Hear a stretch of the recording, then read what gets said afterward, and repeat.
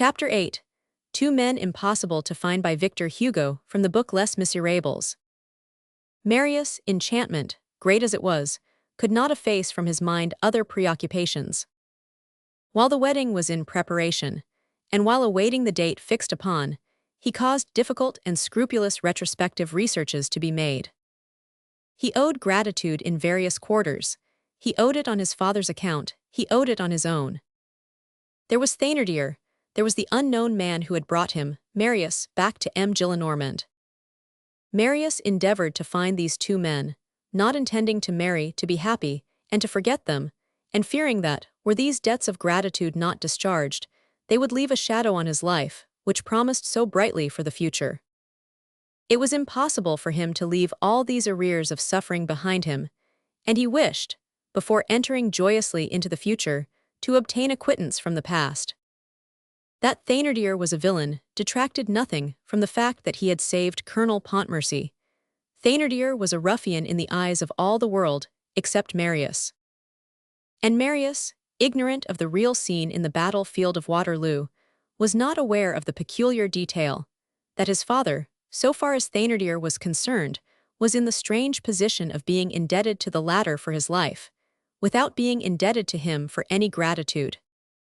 None of the various agents whom Marius employed succeeded in discovering any trace of Thénardier. Obliteration appeared to be complete in that quarter. Madame Thénardier had died in prison pending the trial. Thénardier and his daughter Azelma, the only two remaining of that lamentable group, had plunged back into the gloom. The gulf of the social unknown had silently closed above those beings. On the surface there was not visible so much as that quiver, that trembling, those obscure concentric circles which announce that something has fallen in, and that the plummet may be dropped. Madame Thénardier being dead, Boulatruelle being eliminated from the case, Claquesous having disappeared, the principal persons accused having escaped from prison, the trial connected with the ambush in the Gorbeau house had come to nothing. That affair had remained rather obscure. The bench of assizes had been obliged to content themselves with two subordinates, Panchaud, alias Printanier, alias Bigrenail, and Demi-Liard, alias Dumilliards, who had been inconsistently condemned, after a hearing of both sides of the case, to 10 years in the galleys. Hard labor for life had been the sentence pronounced against the escaped and contumacious accomplices. Thénardier, the head and leader, had been, through contumacy, likewise condemned to death. This sentence was the only information remaining about Thénardier, casting upon that buried name its sinister light like a candle beside a bier. Moreover, by thrusting Thénardier back into the very remotest depths, through a fear of being recaptured, this sentence added to the density of the shadows which enveloped this man.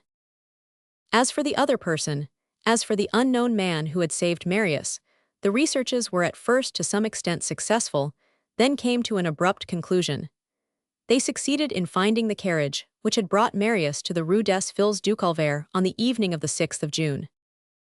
The coachman declared that, on the 6th of June, in obedience to the commands of a police agent, he had stood from 3 o'clock in the afternoon until nightfall on the Quai des Champs-Élysées, above the outlet of the Grand Sewer.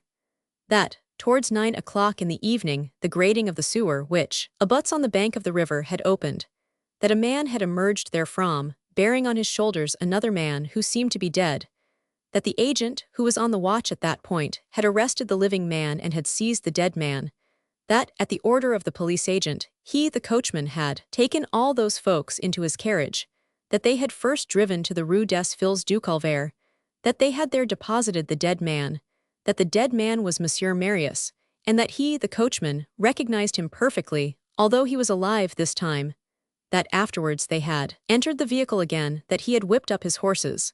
A few paces from the gate of the archives, they had called to him to halt, that there, in the street, they had paid him and left him, and that the police agent had led the other man away, that he knew nothing more, that the night had been very dark. Marius, as we have said, recalled nothing. He only remembered that he had been seized from behind by an energetic hand at the moment when he was falling backwards into the barricade. Then, everything vanished so far as he was concerned. He had only regained consciousness at M. Gillenormand. He was lost in conjectures. He could not doubt his own identity. Still, How had it come to pass that, having fallen in the Rue de la Chanvrerie, he had been picked up by the police agent on the banks of the Seine, near the Pont des Invalides? Someone had carried him from the Quartier des Halles to the Champs-Élysées. And how, through the sewer, unheard of devotion. Someone who. This was the man for whom Marius was searching. Of this man who was his savior nothing, not a trace, not the faintest indication. Marius, although forced to preserve great reserve, in that direction, pushed his inquiries as far as the prefecture of police. There, no more than elsewhere, did the information obtained lead to any enlightenment. The prefecture knew less about the matter than did the hackney coachman. They had no knowledge of any arrest, having been made on the 6th of June, at the mouth of the Grand Sewer. No report of any agent had been received there upon this matter, which was regarded at the prefecture as a fable. The invention of this fable was attributed to the coachman. A coachman who wants a gratuity is capable of anything, even of imagination. The fact was assured, nevertheless, and Marius could not doubt it, unless he doubted his own identity, as we have just said. Everything about this singular enigma was inexplicable. What had become of that man, that mysterious man, whom the coachman had seen emerge from the grating of the Grand Sewer bearing upon his back the unconscious Marius, and whom the police agent on the watch had arrested in the very act of rescuing an insurgent? What had become of the agent himself? Why had this agent preserved silence? Had the man succeeded in making his escape? Had he bribed the agent? Why did this man give no sign of life to Marius, who owed everything to him? His disinterestedness was no less tremendous than his devotion. Why had not that man appeared again? Perhaps he was above compensation, but no one is above gratitude. Was he dead? Who was the man? What sort of a face had he? No one could tell him this. The coachman answered. The night was very dark.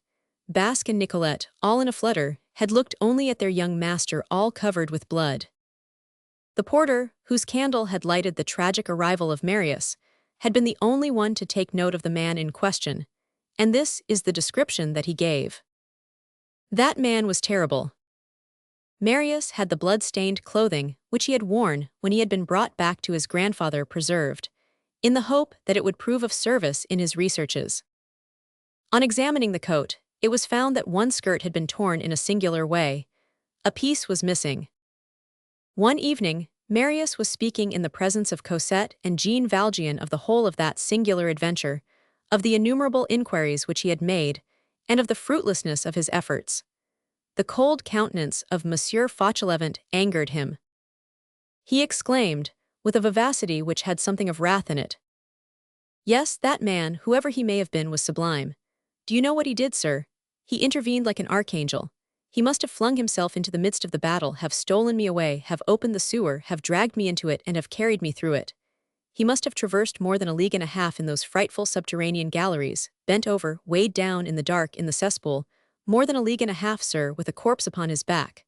And with what object?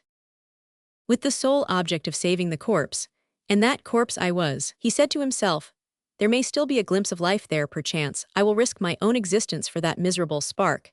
And his existence he risked not once but 20 times, and every step was a danger. The proof of it is that on emerging from the sewer he was arrested. Do you know, sir, that that man did all this, and he had no recompense to expect? What was I, an insurgent? What was I, one of the conquered? Oh, if Cosette's 600,000 francs were mine. They are yours, interrupted Jean Valjean.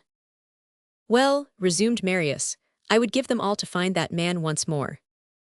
Jean Valjean remained silent.